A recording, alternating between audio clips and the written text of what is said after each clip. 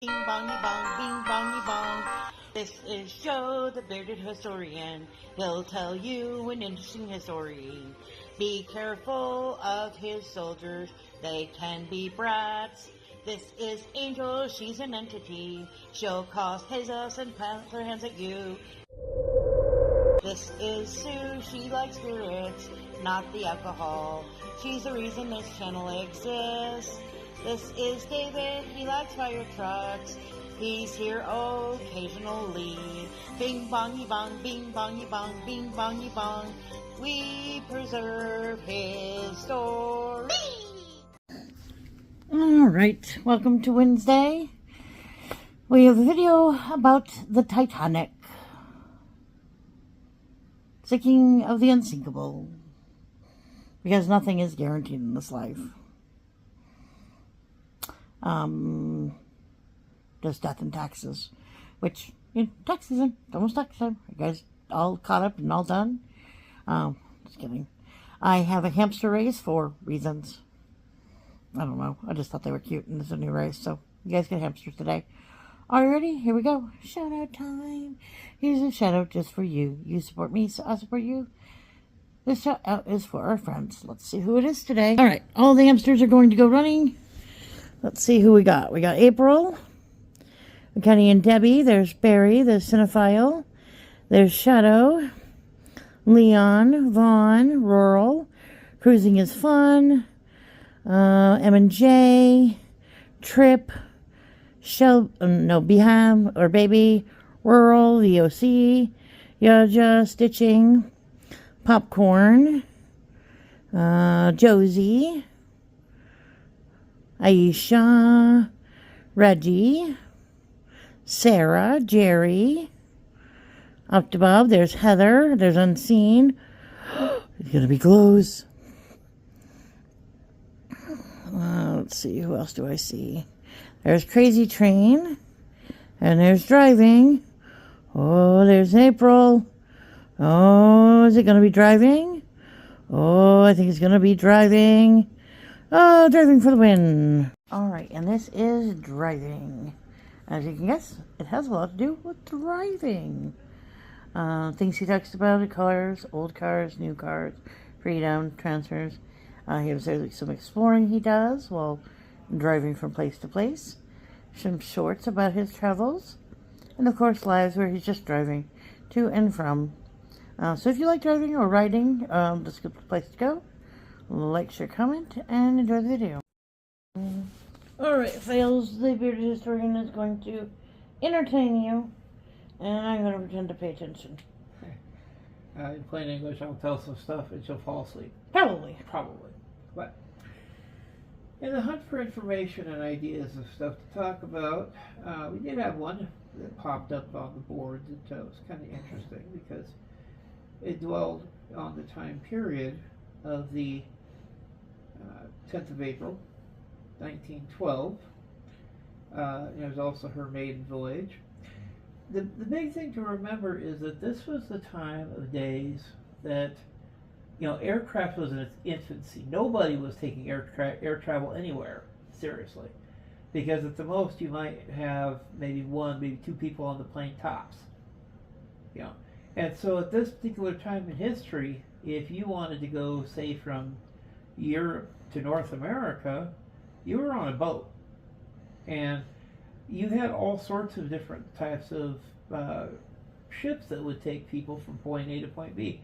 A lot of them would sail down to England, the United Kingdom, hop on a rather large vessel, usually transport or a cruise line ship, and then they would cross from the ocean from one side to the other, following the prevailing currents, or in the case of some of these ships, coal-fired with huge boiler apparatus. Oh no!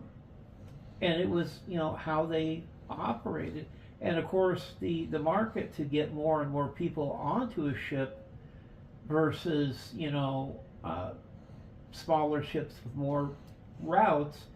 The idea was, well, let's go ahead and see how big we can make one of these. Now, this particular vessel was actually ordered in 1908. Woo. Long time before. On the 17th of September by the company of Harland and Wolff out of Belfast with a cost of 1.5 million pounds. Oh, wow. In today's currency, that's about 190 million pounds. In the yard number of 401 at the way number 400, and it was originally laid down on the 22nd of March 1909.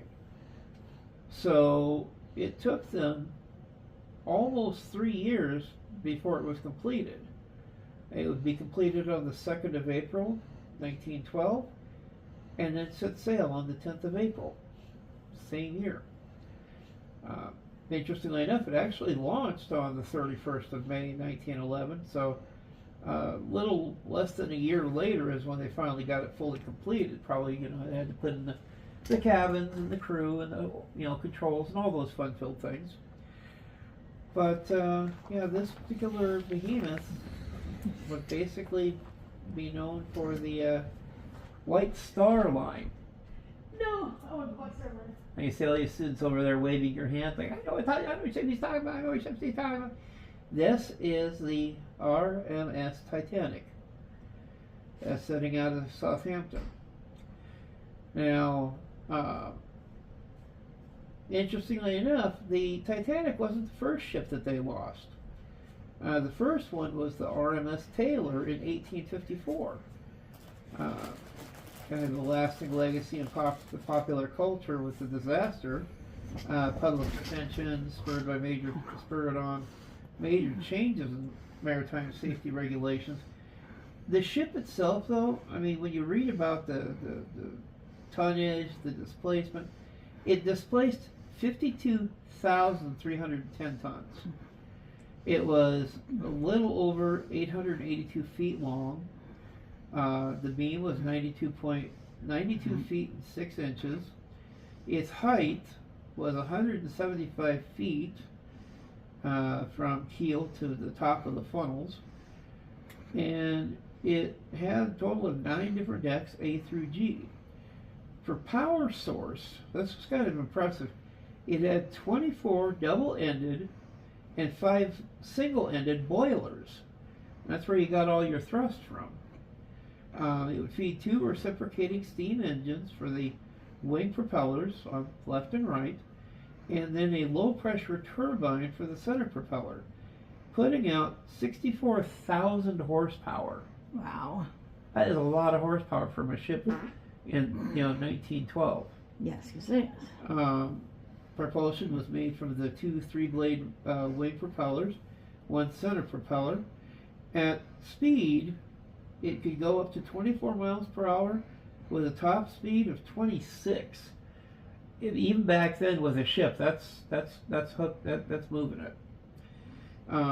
Capacity, it could carry 2,453 passengers and a crew of 874 people, total of 3,327. Now, its one major flaw was that at the time it had 20 lifeboats, good for 1,178 people. That's enough, right? They had a little bit of a problem. No, that's perfect. No. We're just gonna save the crew. Right. Don't worry about that. At the time, Titanic was the largest ship to float upon entering service, and the second of 3 Olympic-class ocean liners built by the White Star Line. And interesting enough, Thomas Andrews Jr., the chief naval architect of the shipyard, would die on the Titanic, along with the captain, Edward John Smith. The one guy that probably should have died, White Star Chairman J. Bruce Imsay, survived in a lifeboat. Ooh. Oh, yeah. But you think about all the goods and bells and whistles. It had a first-class accommodation designed to be the pinnacle of comfort and luxury, including a gymnasium, swimming pool, smoking rooms, fine restaurants and cafes, Victorian-style Turkish bath, and hundreds of opulent cabins. A high-powered radio telegraph transmitter was available for passenger use. Hey, Mom and Dad, we're sinking. Titanic had advanced safety features such as watertight compartments and remotely activated watertight doors, which contributed to the ship's reputation as unsinkable. I thought it did. Yeah. Now, originally it was equipped with 16 lifeboat davits, each capable of lowering 3 lifeboats for a total of capacity of 48 boats. Oh dear. Now, despite this capacity, the ship was equipped with 20 lifeboats. 14 of these were regular lifeboats, 2 were cutter lifeboats, and 4 were collapsible boats, which proved difficult to prepare for launch while the ship was sinking. Huh. And so, as they said, roughly half the number of passengers on board and a third of the number of the ship could have carried at full capacity.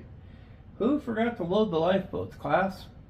We're supposed to load those things? You know, they might help keep people alive for some reason. Yeah. I don't believe you. Yeah. Now, the name Titanic derives from the Titans of Greek mythology, built in Belfast, Ireland, in what was then the United Kingdom of Great Britain and Ireland.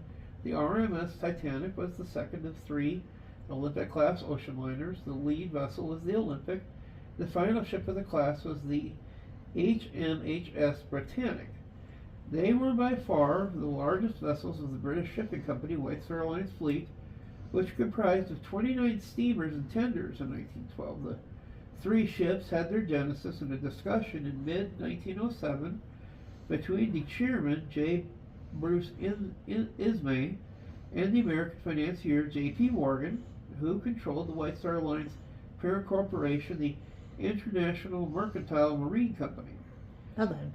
Well, White Star was facing an increased challenge from its main rivals, the Cunard Line, which, with the aid of the Admiralty, had recently launched the twin sister ships Lusitania and Margarita.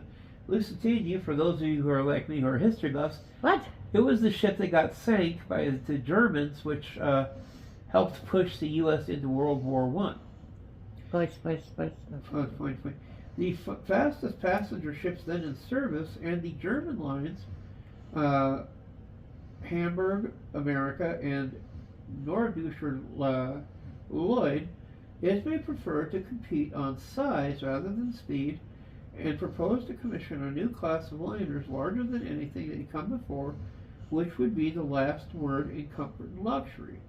The new ships would have sufficient speed to maintain a weekly service with only 3 ships instead of the original 4. Olympic and Titanic would replace the RMS Teutonic in 1889, the RMS Majestic in 1890, and the RMS Adriatic of 1907. The RMS Oceanics first departed from a new home port in 1907 June, along with the Teutonic, Majestic, and the new Adriatic on the Southampton, New York run. Now, the ships were constructed in Belfast, as mentioned. Shipbuilder Harland and Wolff, which had a long established relationship with the White Star Line dating back to 1867. So they were no sloughs in the fact that they knew how to build ships. They were given a great deal of latitude in designing the ships for the White Star Line, but the usual approach was for Wilhelm Wolff to sketch a general concept, which Edward James Harland would then turn into a ship design. Cost considerations were a relatively low priority. Somebody's bleeding money. Harland and Wolff were authorized to spend what was needed on the ships, plus a 5% profit margin. In the case of the Olympic-class ships, the cost of a £3 million for the first 2 ships was agreed, plus extras to contract and the usual 5% fee. Now, Harland and Wolff put their leading designers to work designing Olympic-class vessels. The design was overseen by Lord Peary, the director of both Harland and Wolff and the White Star Line, naval architect Thomas Andrews, the managing director of Harland and Wolff's design department, Edward Wilding, Andrews' deputy and responsible for calculating the ship's design, stability and trim, and Alexander Carlisle, the ship's chief draftsman and general manager. Carlisle's responsibilities included the decorations, equipment, and all general arrangements, including the implementation of an efficient lifeboat davit design. Well, he forgot to do his work. Yeah, so just a few numbers there.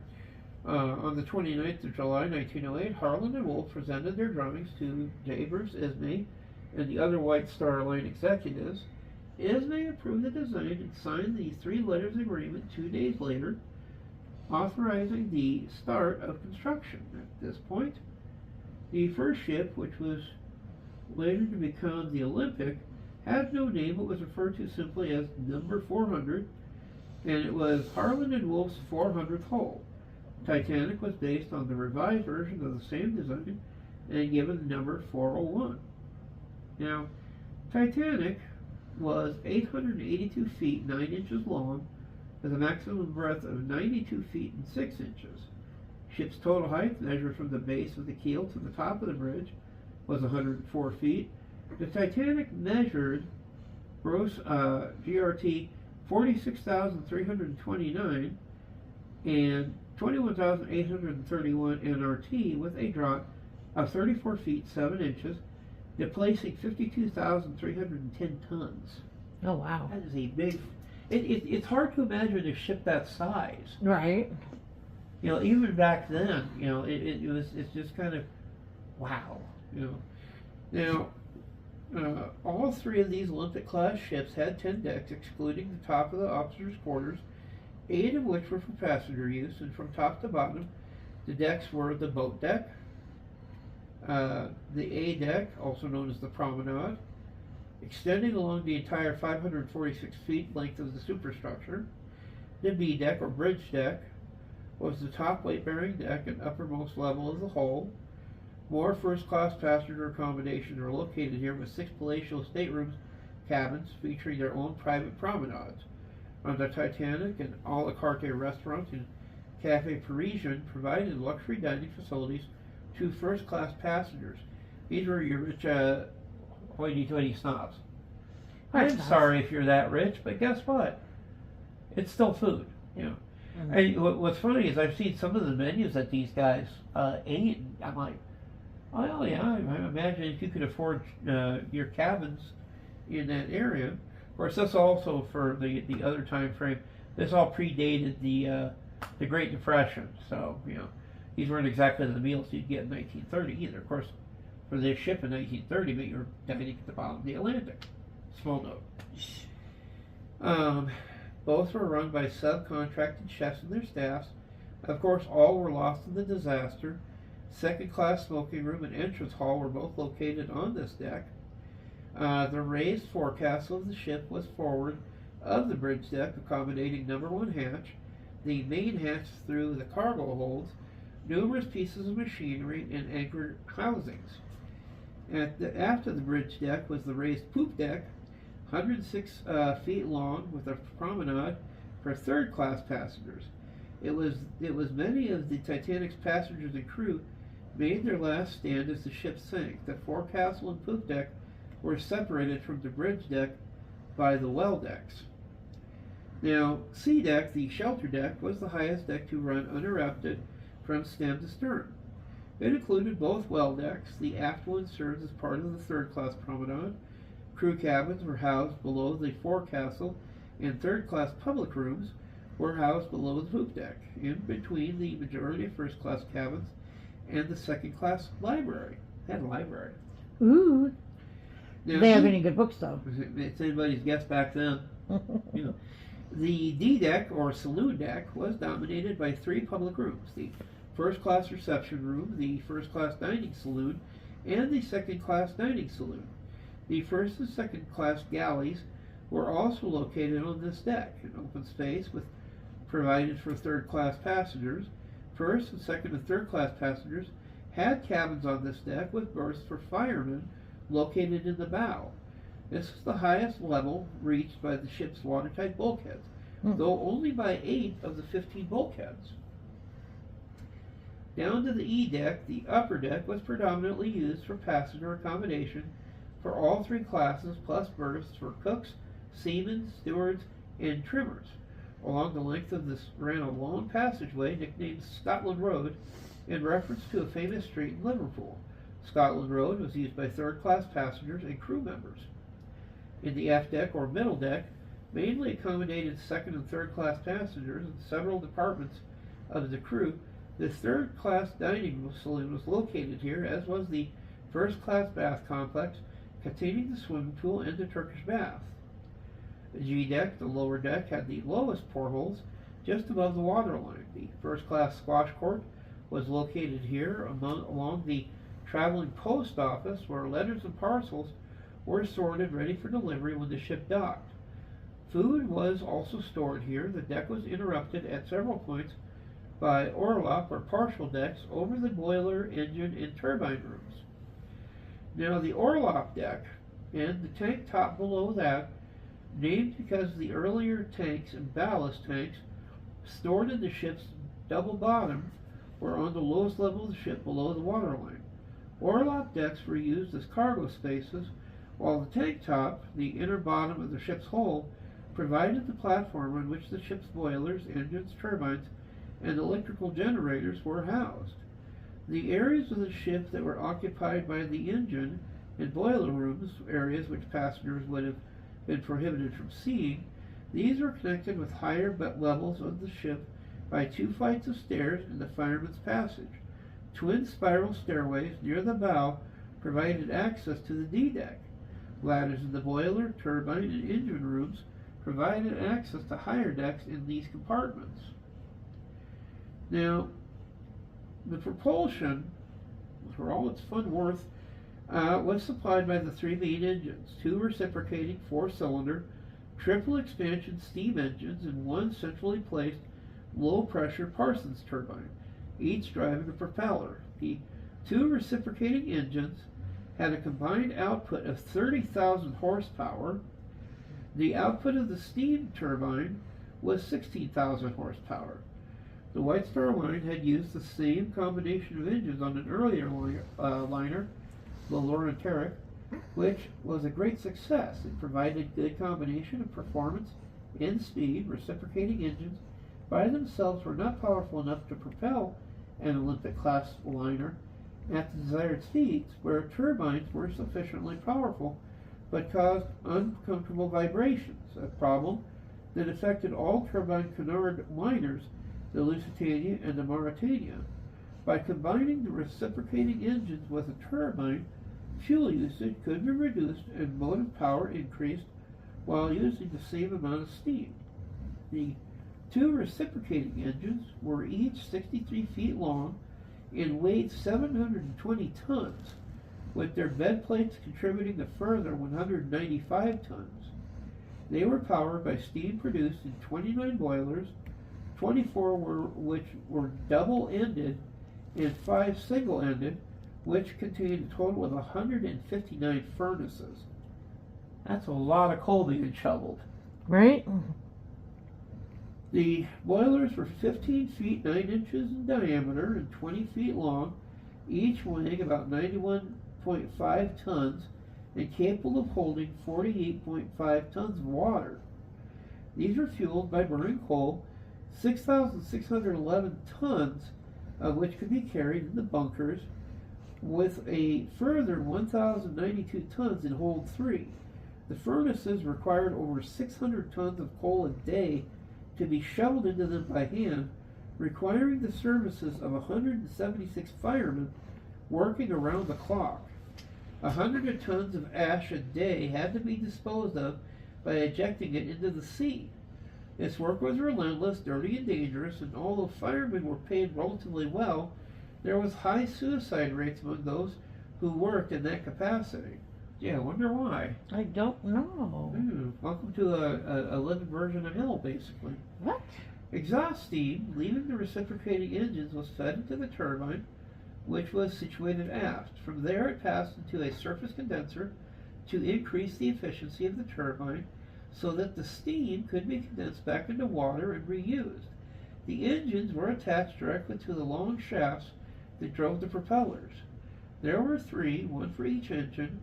The outer propellers were the largest, each carrying 3 blades of manganese iron or bronze alloy with a total diameter of 23.5 feet. That's a big propeller. Middle propeller was slightly smaller at 17 feet in diameter and could be stopped but not reversed. Titanic's electrified plant was capable of producing more power than the average city power station at the time. Immediately after the turbine engine were four 400 kilowatt steam driven electric generators used to provide electrical power to the ship, plus two 30 kilowatt auxiliary generators for emergency use. Their location in the stern of the ship meant that they remained operational until the last few minutes before the ship sank. Titanic lacked a searchlight in accordance with the ban on the use of searchlights in the merchant navy. The intention of the Olympic-class ships was subdivided into 16 primary compartments divided by 15 bulkheads that extended above the waterline. 11 vertically closing watertight doors onto the orlop deck could be closed automatically with a switch on the bridge by a lever next to the door itself, or by an automatic buoyancy mechanism that would activate in the event water reached 6 feet high in the compartment. There was also several other horizontally closing watertight doors along Scotland Road and various crew and third-class passenger spaces on the G, F, and E decks. These doors required a small key to be placed into a slot on the deck above. Once the key was turned, the watertight door would close. The ship's exposed decking was made of pine and teak, with the interior ceilings were covered in painted granulated cork to combat condensation. Standing above the decks were 4 funnels, each painted with the White Star buff with black tops. Only 3 were functional. The aftmost one was a dummy, installed primarily for aesthetic purposes, but also to provide ventilation to the kitchen and the first and second class smoking rooms. 2 masts, each 155 feet high, supported derricks for working cargo. Now the rudder and steering engines, the rudder was 78 feet 8 inches high and 15 feet 3 inches long, weighing over 100 tons. Its size was such that it required steering engines to move it. 2 steam-powered steering engines were installed, although only one was used at any given time, with the other one kept in reserve. They were connected to the short tiller through stiff springs to isolate steering engines from any shocks at heavy seas or during the last changes of direction. As a last resort, the tiller could be moved by ropes connected to 2 steam capstans. The capstans were also used to raise and lower the ship's 5 anchors, 1 port, 1 standard, 1 in the centerline, and 2 kedging anchors. The ship was equipped with waterworks capable of heating and pumping water to all parts of the vessel via a complex network of pipes and valves. The main water supply was taken aboard while the Titanic was in port, but in an emergency the ship could also distill fresh water from seawater. However, this was not part of a straightforward process, as the distillation plant could quickly become clogged by salt deposits. A network of insulated ducts conveyed warm air around the ship with electric fans. First-class cabins were fitted with additional electric heaters. The Sirocco fan, a centrifugal fan which was useful after a deal with an H&W took place with Davidson & Company, Sirocco Works. The Titanic's radio telegraph equipment, then known as wireless telegraphy, was leased to the White Star Line by Marconi International Marine Communications Company, which also supplied 2 of its employers, Jack Phillips and Harold Bride, as operators. The service maintained a 24-hour schedule, primarily sending and receiving passenger telegrams, Marconigrams, but also handling navigation messages regarding weather reports and ice warnings. One sec. There we go. The radio room was located on the boat deck in the officers' quarters. A soundproof silent room next to the operating room housed loud equipment, including a transmitter and motor generator used for producing alternating currents. The operator's living quarters was adjacent to the working office, and the ship was equipped with a state-of-the-art 5 kilowatt rotary spark gap transmitter with the wireless telegraph call sign MGY, and communication was in Morse code. The transmitter was one of the first Marconi installations to use a rotary spark gap which gave Titanic its distinctive musical tone that could be readily distinguished from other signals. The transmitter was one of the most powerful in the world and guaranteed to broadcast over a radius of 350 miles. An elevated T antenna that spanned the length of the ship was also used for transmitting and receiving. The normal operating frequency was 500 kilohertz. However, the equipment could also operate on the short wavelength of 1000 kilohertz that employed by smaller vessels with shorter antennas. Now, the passengers' facilities aboard the Titanic aimed for the highest standards of luxury.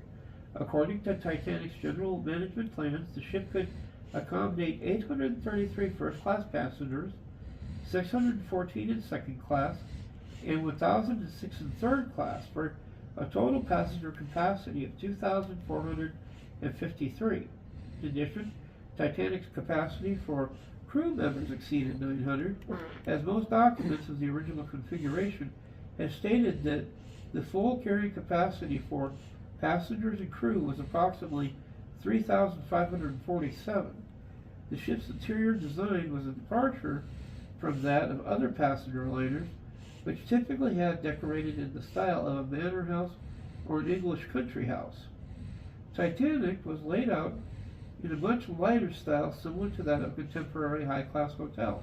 The Ritz Hotel was a reference point, with first-class cabins finished in the Empire style.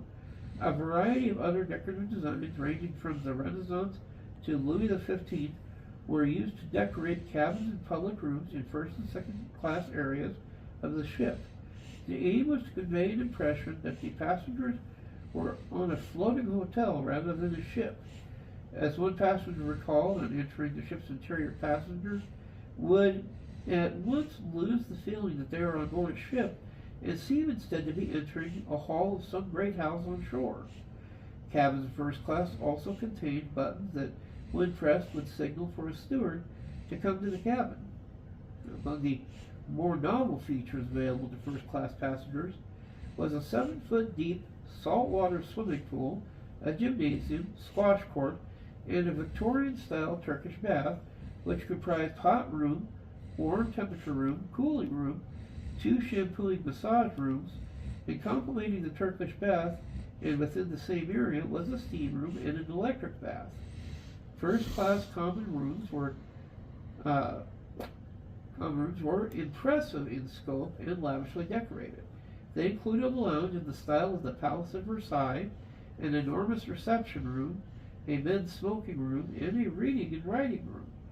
There was an a la carte restaurant in the style of the Ritz Hotel, which was run as a concession in the form of the famous Italian restaurateur Gaspare Gatti.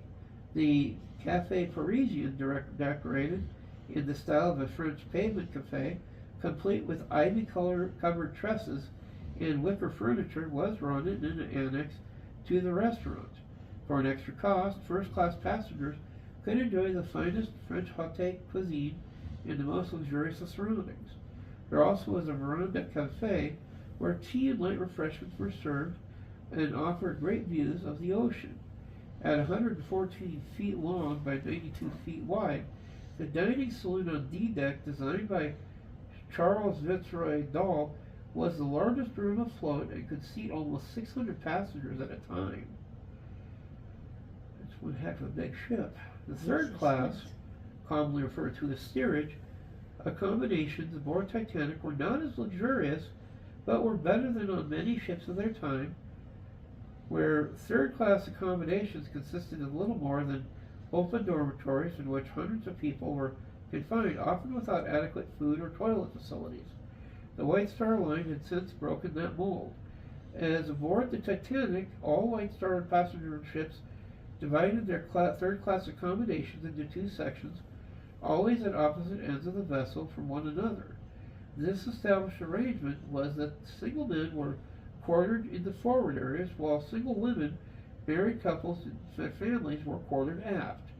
In addition, while other ships provided only open berth sleeping arrangements, White Star Line vessels provided third-class passengers with private, small but comfortable cabins capable of accommodating 2, 4, 6, 8, and even 10 passengers. Oh, wow. Welcome to the kingdom of sardines. Third class accommodations also included their own dining rooms as well as public gathering areas, including adequate open deck space. They were supplemented by the addition of a smoking room for men and a general room on C deck in which women could use for reading and writing. Leisure facilities were provided for all three classes to pass the time, as well as making use of the indoor amenities such as the library, smoking rooms, and gymnasium. It was also customary for passengers to socialize on the open deck, promenade, or relaxing in hired deck chairs or wooden benches. A passenger list was published before the sailing to inform the public which members of the great and good were on board, and it was not uncommon for ambitious mothers to use the list to identify rich bachelors whom could introduce their marriageable daughters during the voyage. This is my daughter. May you take her? And guess what? My daughter just threw him overboard. Right? One of the most distinctive features on the first class staircase, known as the Grand Staircase or Grand Stairway, was built of solid English oak with a sweeping curve. The staircase descended through 7 decks of the ship between the boat deck to E before terminating in a simplified single flight on the F deck. It was capped with a dome of wrought iron and glass that adorned natural light in the stairwell. Each landing of the staircase gave access to ornate entrance halls paneled in a William and Mary style and lit by ormolu and crystal light fixtures. All of the uppermost landings was a large carved wooden panel containing a clock, figures of honor and glory crowning time, flanking the clock face. The grand staircase was destroyed during the sinking and is now just a void in the ship which modern explorers have used to access the lower decks. During the film of James Cameron's Titanic in 1997, his replica of the grand staircase was ripped from its foundations by the force of the inrushing water on the set. It is suggested that during the real event, the entire grand staircase was ejected upwards through the dome. Wow. Wow. Well, you figure when it was all going down, it literally the ship started to disintegrate. Right.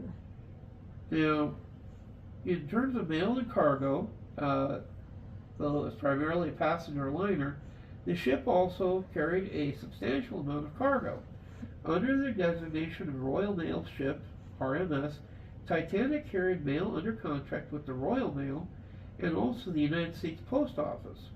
For the storage of letters, parcels, and items, bullion, coins, and other valuables, 26,800 cubic feet of space was allocated.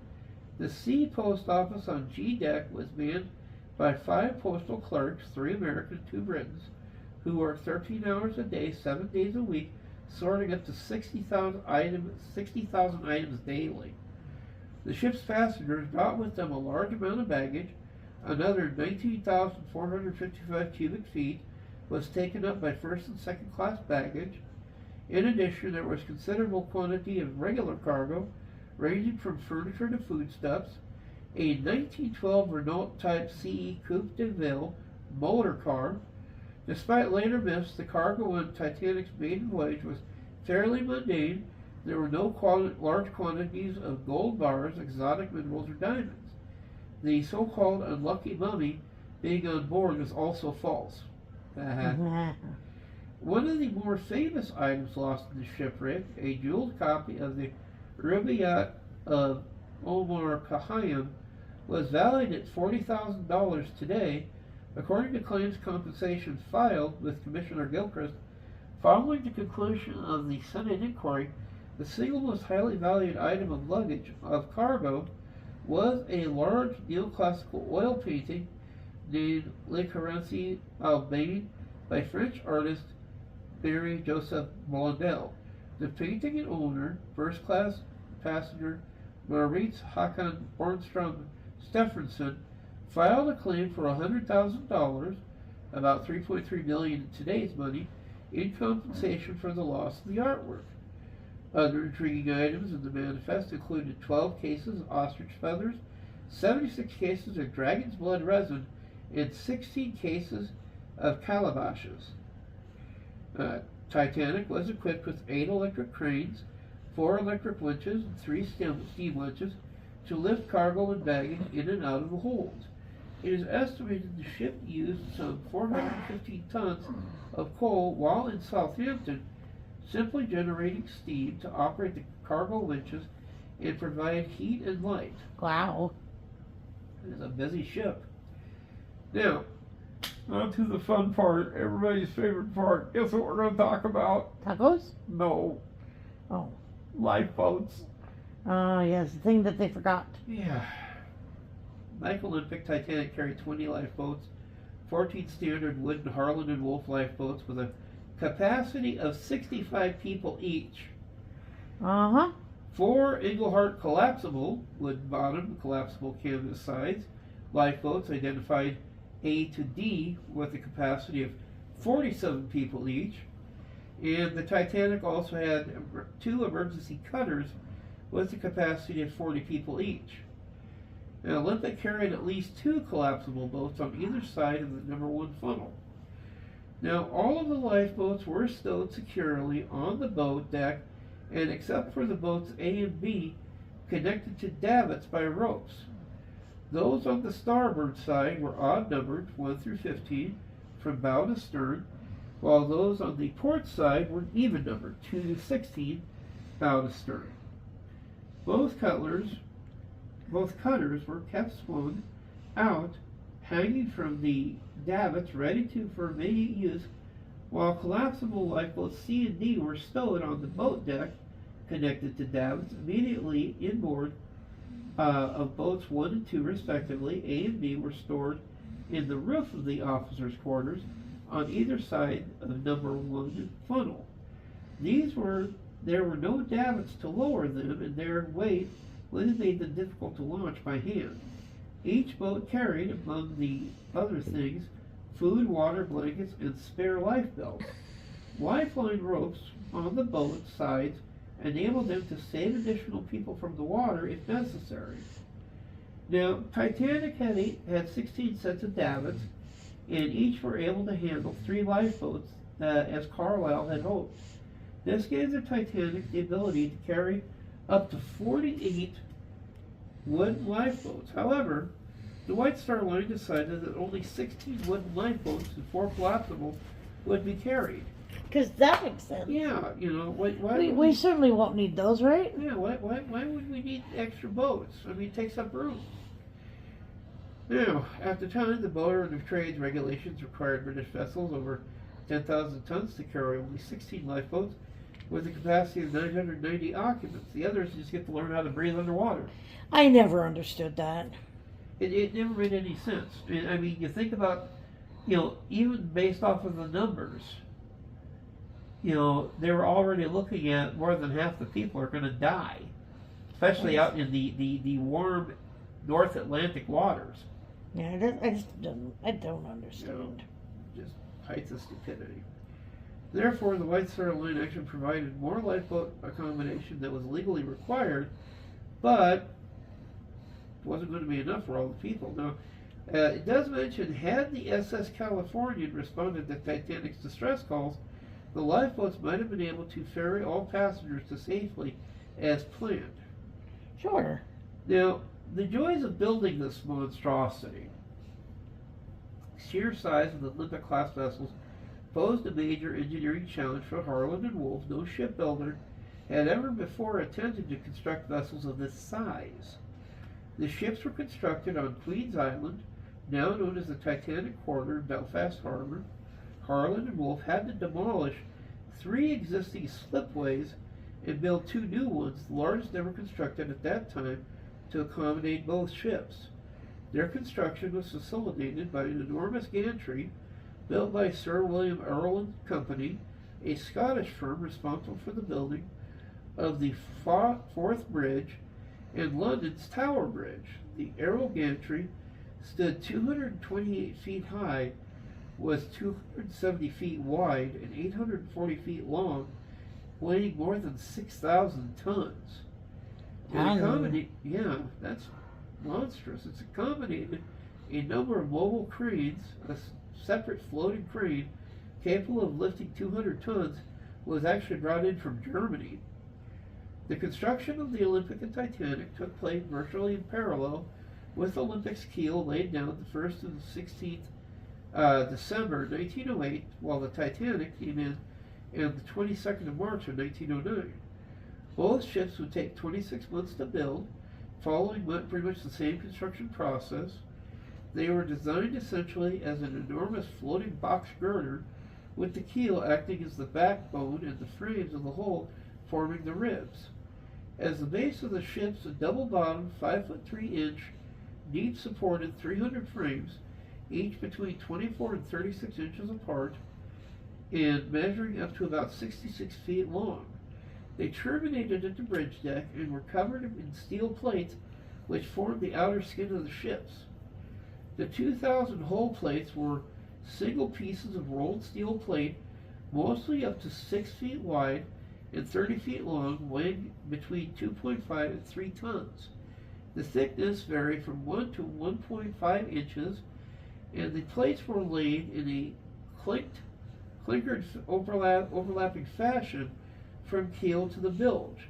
Above that point, they were laid out in the in and out fashion, where strike plating was applied in bands, in strakes, with the gaps covered by the outstrakes overlapping on the edges. Commercial oxy-fuel and electric arc welding methods, ubiquitous in fabrication today, were still in their infancy. Like most other iron and steel structures of the era, the hull was held together with over 3 million iron and steel rivets, which by themselves weighed over 1,200 tons. They were fitted using hydraulic machines or were hammered in by hand.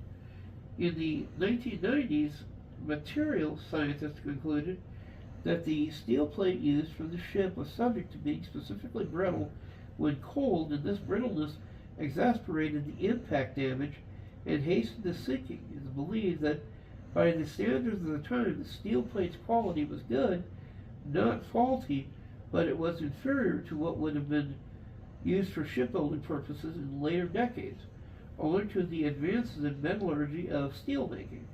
As for rivets, considerable emphasis has also been placed on their quality and strength. Now, 2 side anchors and the center anchor were among the last items to be fitted on the Titanic before it was launched. The anchors were challenged to make. The center anchor was the largest ever forged by hand.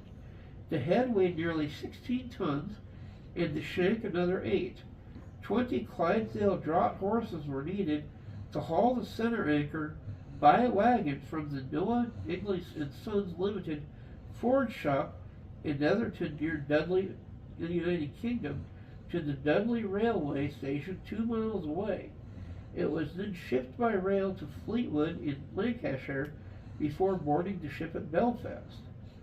Now, constructing the ships was difficult and dangerous. Safety precautions were rudimentary at best for the 15,000 men who worked at Harland and Wolff at the time. Much of the work was carried out without safety equipment like hard hats or hand guards on machinery. 246 injuries were recorded during the construction, including 28 severe injuries, such as arms severed by machines or legs crushed by falling pieces of steel. 6 people actually died on ship during construction and fitting out, and another 2 died in the shipyard workshops in sheds. Just before launch, a worker was killed when a piece of wood fell on him. The Titanic was originally launched on the 31st of May, 1911, at 12:15 in the afternoon, in presence of Lord Pierre, John Pierpont Morgan, J. Bruce Imray, and 100,000 onlookers. 20 tons of soap and tallow were spread on the slipway to lubricate the ship's passage into the River Legan. In keeping with the traditional policy of the White Star Line, the ship was not formally named or christened with champagne. The ship was towed to a fitting out berth where, over the course of the next year, the engines, funnels, and superstructure were installed and the interior was fitted out. Though Titanic was virtually identical to the class's lead ship Olympic, a few changes were made to distinguish boat types. The most noticeable exterior difference was that the Titanic, the third vessel in class, the Britannic, had a steel screen with a sliding window installed along the forward half of the A deck promenade. This was installed as a last-minute change at the personal request of Bruce Imsay and intended to provide additional shelter to first-class passengers. Extensive changes were made to B deck on Titanic, as the promenade space in this deck, which had proven unpopular on Olympic, was converted into additional first-class cabins, including 2 opulent parlor suites in their own private promenade spaces. The a la carte restaurant was also enlarged, and the Café Parisien, an entirely new feature which did not exist on the Olympic, was added. These changes made Titanic slightly heavier than the Olympic and allowed claim to the largest ship afloat. The work took longer than expected due to the design changes requested by Imsay and a temporary pause in work occasioned by the need to repair Olympic, which had been in a collision in September of 1911. Had Titanic finished earlier, the ship might have missed colliding with the iceberg. Oops. I guess we should have thought about that. Yeah, what a concept. On the 3rd of February, the Titanic was pulled into Thompson grading dock. It was the largest dry dock in the world, having been built with the eye to the building ships of the size of the Olympic class. Here, Titanic would receive its propellers and final red hull coating. However, on the 6th of March, 1912, Titanic was moved out again to allow Olympic in, which had lost a propeller blade. The Olympic seems to be having a lot of problems. Right? Now, Titanic sea trials would begin on April the 2nd, 1912, just 2 days after the fitting out would be finished and 8 days before its departure from Southampton on its maiden voyage. The trials were delayed for a day due to bad weather, but by Monday morning it was clear and fair. Aboard were 78 stokers, greasers, and firemen, and 41 members of the crew. No domestic staff appeared to have been on board. Representatives of various companies traveled on Titanic sea trials. Thomas Andrews and Edward Wilding and Harland and Wolff and Harold A. Sanderson of IMM, Bruce Imsay and Lord Perry were too ill to attend. Jack Phillips and Harold Bride served as radio operators and performed fine-tuning of the Marconi equipment. Francis Carruthers, the surveyor for the Board of Trade, was also present to see that everything worked and the ship was fit to carry passengers. The sea trials consisted of a number of tests and handling characteristics, carried out first in the Belfast Lough and then the open waters of the Irish Sea. Over the course of 12 hours, Titanic was driven at different speeds, churning ability tested, and a crash stop was performed in which the engines were reversed full ahead to full astern, bringing the ship to stop in about 3 minutes and 15 seconds at full stop. Titanic covered a distance of about 80 nautical miles, averaging 18 knots per hour, 21 miles per hour for us here in America, and reaching a maximum speed of 24 miles per hour. On its return to Belfast around 7 p.m., the surveyor signed an agreement and account of voyages and crew valid for 12 months, which declared the ship seaworthy.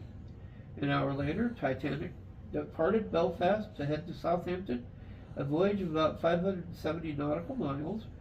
After a journey lasting about 28 hours, Titanic arrived about midnight on the 4th of April and was towed to the port's berth at 44, ready for the arrival of passengers and the remainder of the crew. And as we know in history, it would depart again on the 10th for its maiden and final voyage. And then nothing happened. No. The captain was the first one to try water skiing. Just kidding. And that could be fun. That could be fun. You know, they just got to shovel more coal because the captain wants to water ski. But, you know. But anyway, this has been the Bearded Historian for a little date in history. Folks, we will see you. We may see you. No. Okay, Sue says we're not going to see you. So, bye-bye. Bye. Bye-bye.